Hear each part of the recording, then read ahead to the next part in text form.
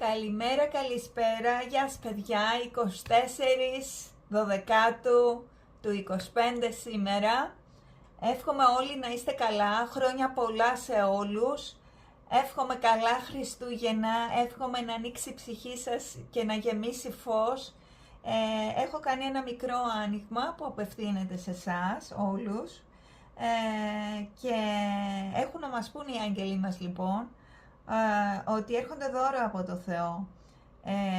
Εμείς οι άγγελοι σου λέει, σου φέρνουμε δώρα από το Δημιουργό σου, άνοιξε την αγκαλιά σου, ανοίξτε τα χέρια σας να το δεχτείτε. Άνοιξε την αγκαλιά σου για να το δεχτείς, λέει εδώ. Η δεύτερη κάρτα λέει, όλα είναι καλά. Κάθε τι συμβαίνει ακριβώς όπως θα έπρεπε, με κρυμμένες ευλογίες που σύντομα θα κατανοήσεις.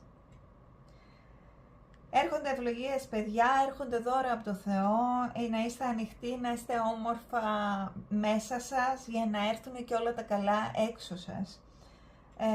Αυτό που επιθυμείς, λέει η επόμενη κάρτα εδώ πέρα, είναι να έχεις πίστη επειδή το κάθε τι εργάζεται για το καλό σου.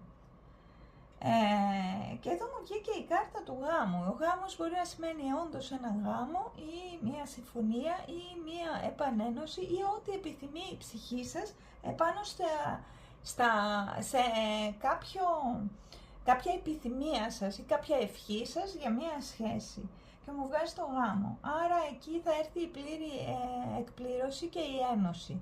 Όσοι είστε ελεύθεροι επίσης θα ενωθείτε με κάποιο πρόσωπο. Και στο τελικό από τα φύλλα τσαγιού έχω να σας πω ότι λέει ότι η σκληρή δουλειά σας, βγήκε το τραπέζι, η σκληρή δουλειά σας ανταμείβεται. Αυτό. Λοιπόν, αυτό ήταν για σήμερα το μηνυματάκι μας το μικρό. Εύχομαι πάλι χρόνια πολλά σε όλους, εύχομαι να είστε καλά, γεμάτη χαρά, γεμάτη αυθονία, γεμάτη ευτυχία στη ζωή σας και όλα τα καλά έρχονται. Οι άγγελοι σας είναι μαζί σας. Πολλά φιλιά. Γεια!